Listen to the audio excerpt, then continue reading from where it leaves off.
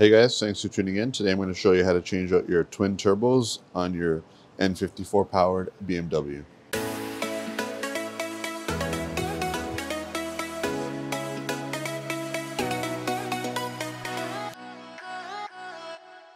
We're going to have to remove these vacuum canisters and the coolant bottle. So what I'm going to do is empty the coolant out of here with a transfer pump.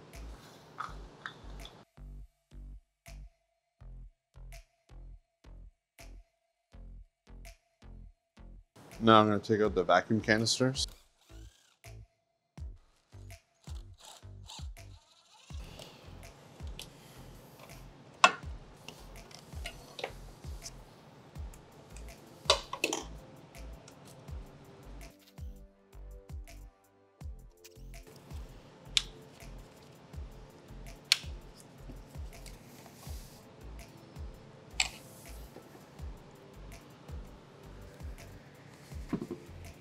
Now we can set aside the coolant bottle.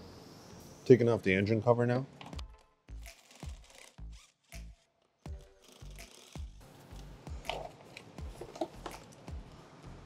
We're going to have to remove these solenoids from the car. There's two 10mm nuts.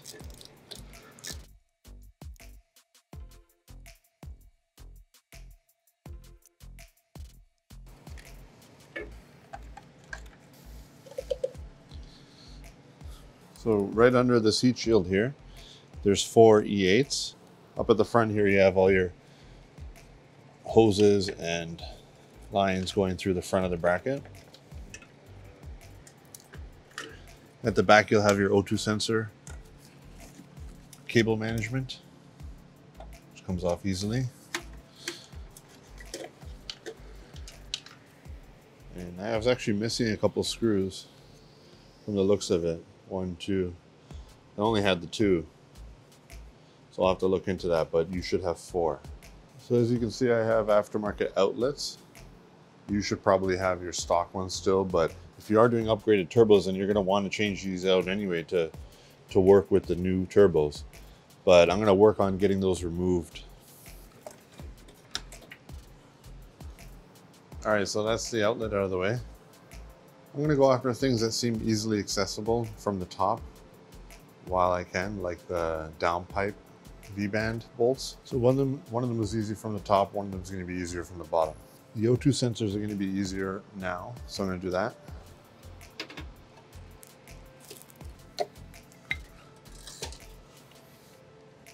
All right, there's one removed. Cylinders 4 through 6, gray toward the back.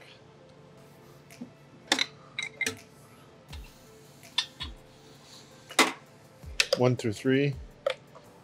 I can easily access my front inlet, so I'm going to take that off from here. It'll be easier. All right, next up we're going to raise the car up and start removing the subframe. I decided while it's easier, why not try taking the 11mm bolts for the turbo manifolds off up here, see how hard that is.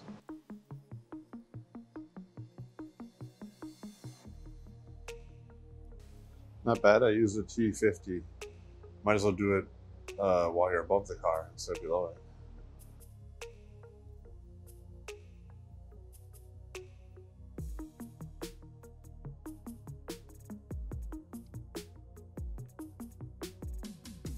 So I'm going to leave one in each quarter and connect it so that they don't just try to fall right off. So the front ones came off easily from the top, and I just used the T50 Torx. I didn't bother doing the 11mm external. So I figured it'd be a little easier to just do it while the car's low. I'm gonna try getting the rear ones. And like I said, I just left one bolt or one nut on there. So those last 2 bolts on the back manifold, they're gonna be a little too difficult to get from the top from the looks of it, not enough room back there. So we'll go after those from the bottom. I'm gonna get the car jacked up, wheels off, under tray removed, and we'll go after the subframe. I already have a subframe removal video. I'll still keep some clips in with regards to removing it, but I'm gonna just breeze through it on a time lapse, and I'll put any relevant points that you need to know with regards to removing the subframe. And I'm gonna put a link in the description for my subframe removal video anyway. That way we can just focus on the turbo aspect of this. Just before doing that, because I need to upgrade my inlets, to 2-inch. I'm going to get those removed. I'll just keep that as part of this clip. I'll do a time lapse as I remove those.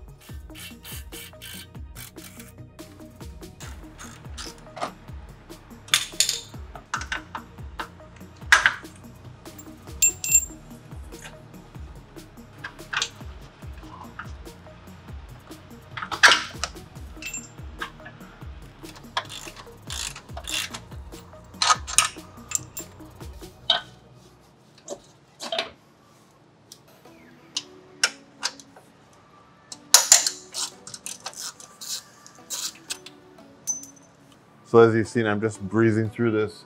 If you guys want detail, you'd watch my video that I'm linking in the description on how to remove this. But one thing I'm doing differently in this video is I'm just removing the nuts from the mounts, leave them hanging on the motor, and we're going to lower the subframe away from them instead of taking the bolts out from the top.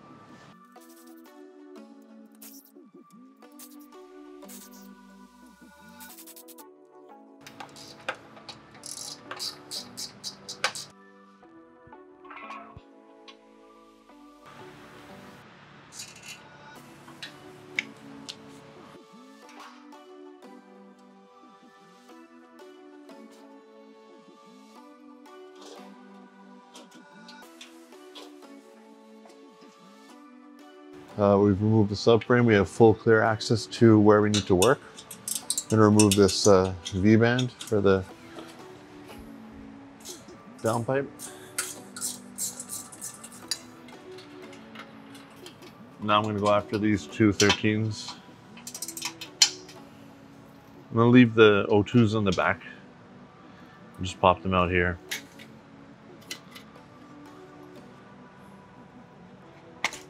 So I'm unplugging the O2 sensors, leaving them connected to the downpipe. You can kind of only go one way by length.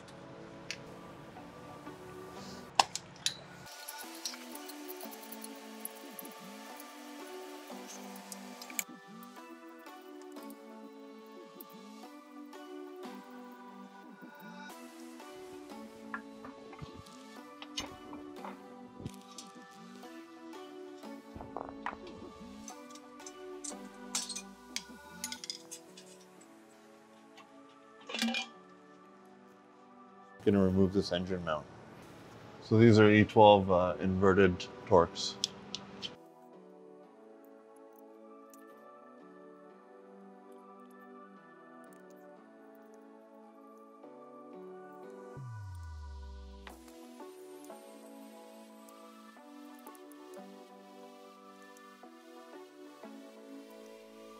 So 3 of the bolts are the same size, 1 is longer. I'm just undoing the inlet. A lot easier when you don't have the subframe in the way. Undo the turbo vacuum line.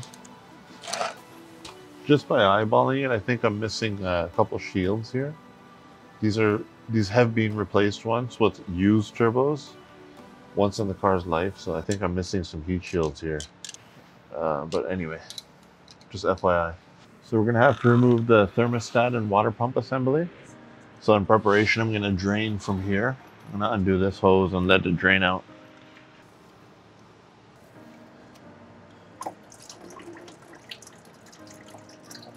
Okay, so I popped off these 2 rad hoses here, popped the clips up, and I removed this electrical connector so we can take the thermostat housing out of the way. And there's 2 10 mils on the side.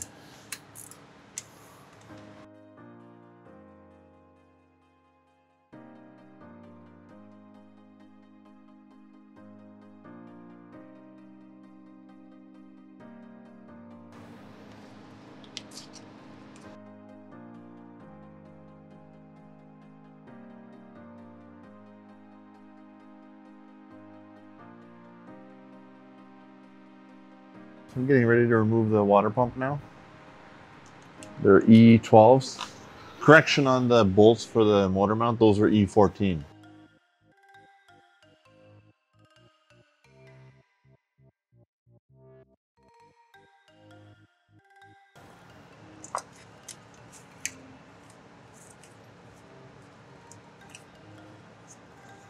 Bolts that hold your water pump to your block are one-time use. They're aluminum. And if you have a lot of miles on your original water pump, you should probably replace it at this time. Okay, so in the middle here, there's two T30s that we're gonna remove for the coolant lines. I wanna get this pipe out of the way.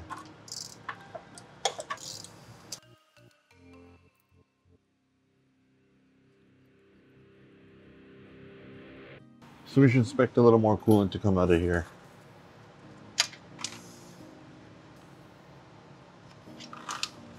Okay, so these 4 screws around on the corners here are E8s.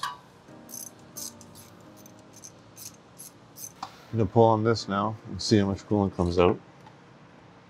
Don't have much. Looks like they used silicone last time instead of changing the gasket, which is kind of lame, but that's out of the way. So now I'm gonna go after these turbo drains. Same thing, E8s. One here as well.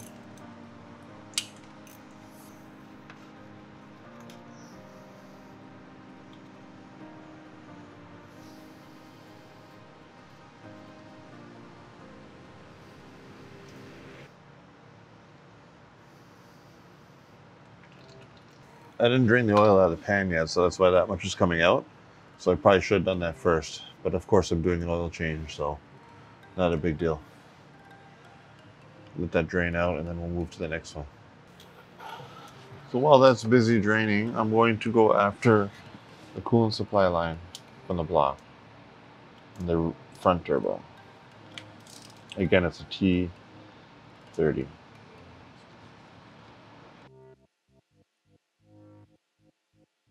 I'm going after the coolant supply line at the rear now. So for this rear one, I'm disconnecting it here because it's tight at the block. I think you'd be better off leaving this loose, get the turbo out of the way, and then disconnect it from the block.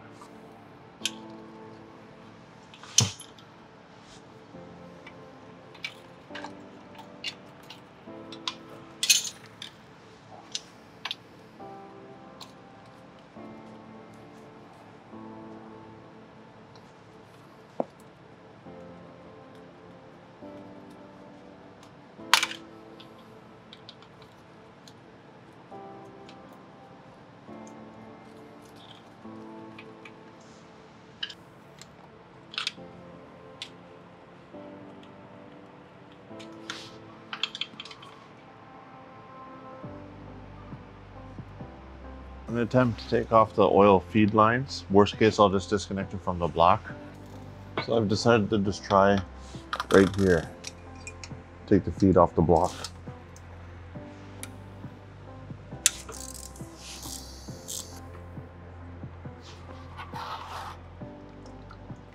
Okay, so I'm going after the last 2 bolts on the back turbo.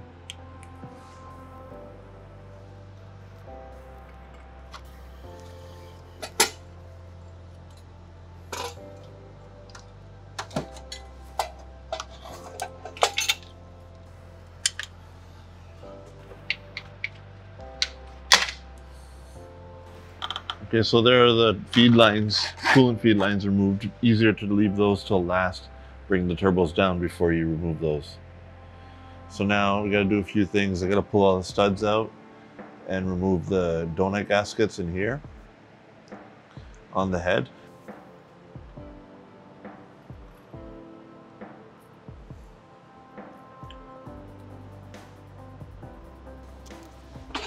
Going to remove all the exhaust studs. They're E6s.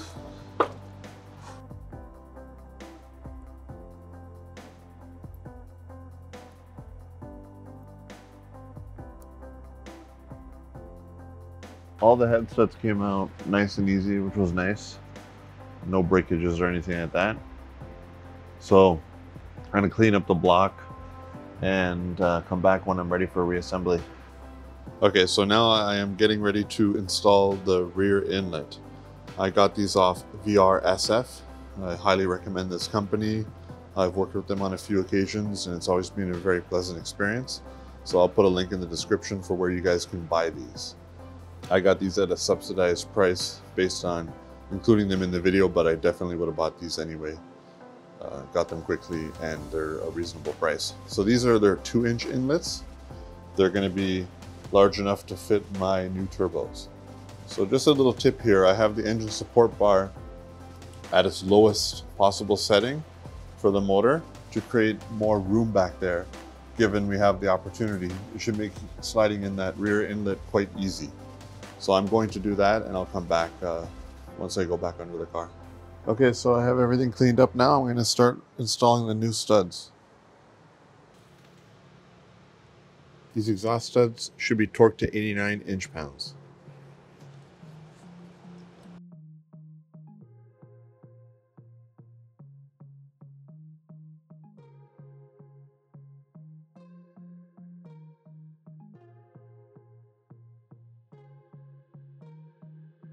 Now before we bring the turbos over, I want to install the coolant feed lines because they're hard to get to with the turbos in place. I've installed new O-rings and I've also lubricated them so they'll slide in easy and not get marred up.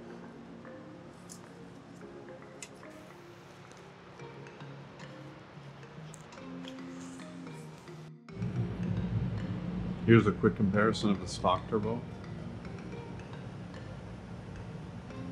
to the new turbo.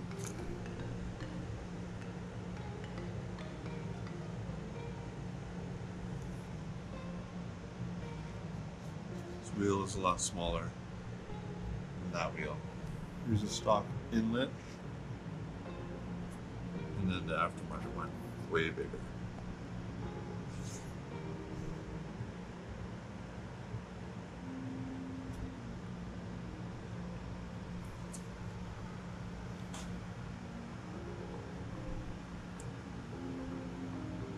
The rest looks similar. To make things easier, I'm going to install the feed and drain lines on the turbos. This is the rear turbo.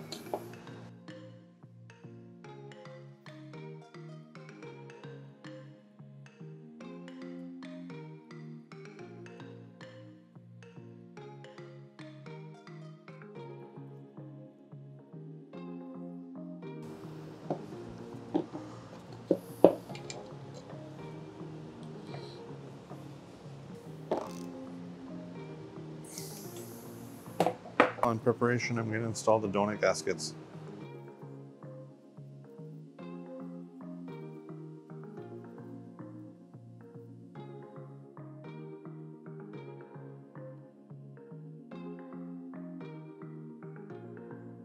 Unfortunately, I thought the camera was rolling when I was putting the turbos up into position, but it wasn't. But anyway, they're in position now. Don't really want to pull them down just to show me lifting them up. I put them up and then I just put a bolt in each corner to hold it in place and then inserted all the lines. So I am getting ready to torque the nuts to the head. I'm going to put the last coolant lines on now.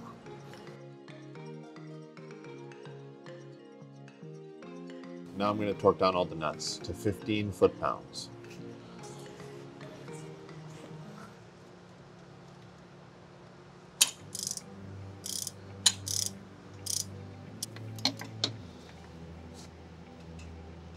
All right, I'm going to go after the inlets now.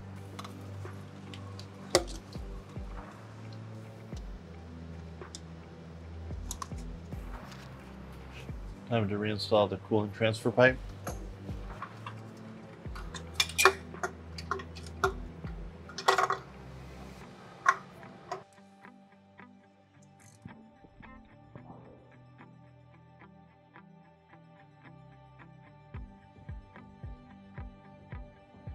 I'm going to bring the water pump back into position.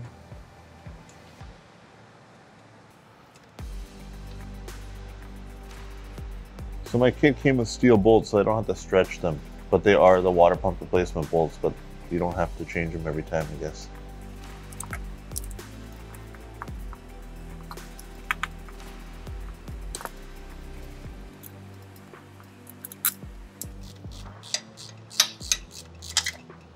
Next up, the thermostat.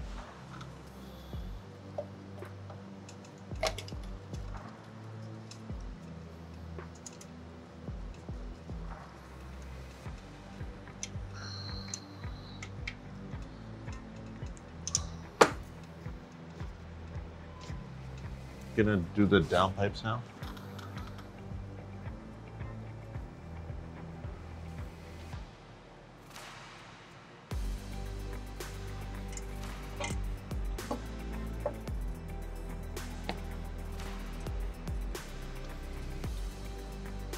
Next up, I'm going to install this before the other downpipe. I put a new O-ring.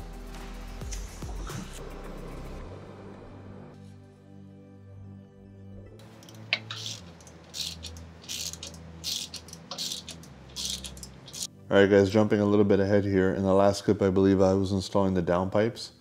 I went to click the lower rad hose into position and it wouldn't go in because the insert here failed. So I had to buy a new radiator hose, and I figured I'd pick that up and then continue the following day, which I've done. So I figured this would be a good opportunity to look at the turbos now that I have them off the car. The rear turbo, I did adjust it out to get rid of wastegate rattle quite a while ago, like getting on a couple of years ago. But I have this rod adjusted and the play is decent. It's not that bad at all. But the front turbo, you can't actually adjust this on the car without removing it. There's no room in there. And this one's really sloppy.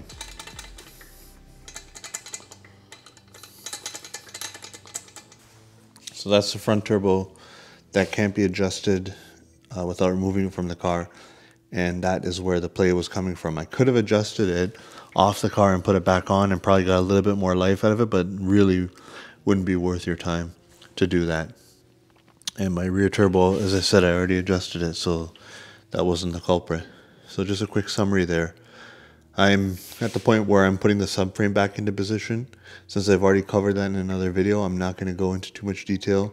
I'm going to circle back with you guys once I've put everything back together and I'm ready to fill the car with oil and prime the turbos before giving it a start. So I'll catch up with you once I have the car back on the ground and I'm ready to fill it up with oil and prime the turbos.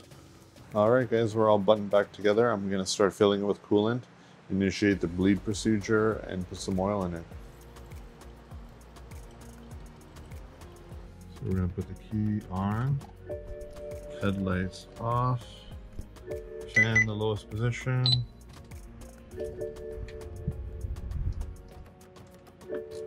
heat all the way up, and hold your gas pedal down for about 10 seconds.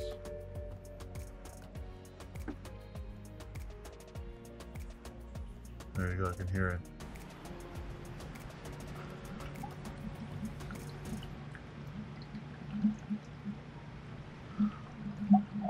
So while that's busy bleeding, I'm going to go to the back seat and pull the fuel pump harness off, just so that I can prime the engine properly.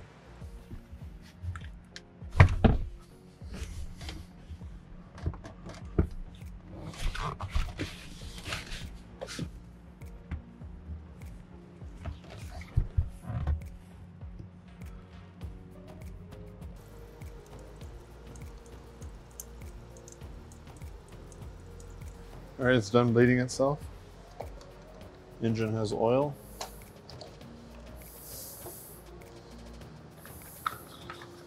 We're going to give it a long crank right now, just to prime the turbos, about 60 seconds.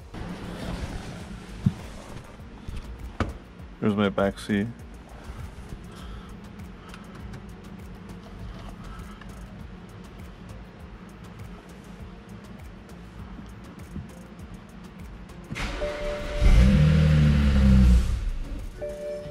Had a little residual fuel, but it wasn't a very long run, so it's okay.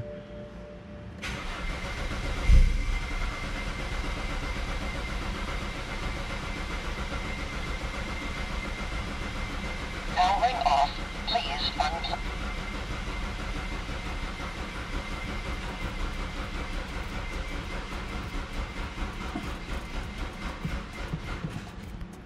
Okay. I'd say that's adequate. Gonna let the battery build up some charge. Back seats back together.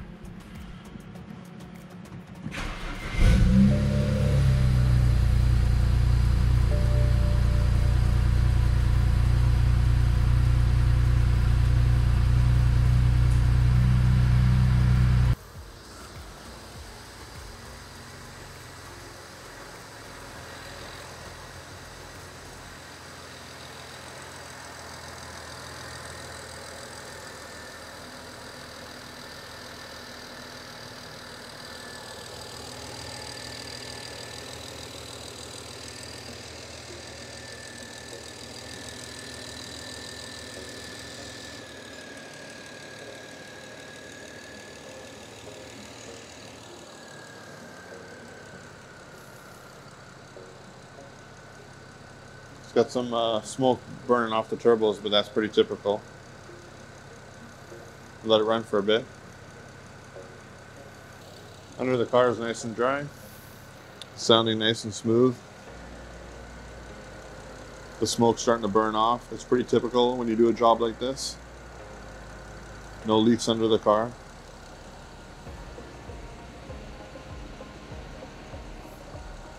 So I'm just going to drive on this for the next couple of days or so, and then I'm going to get my new tune and start pushing these turbos.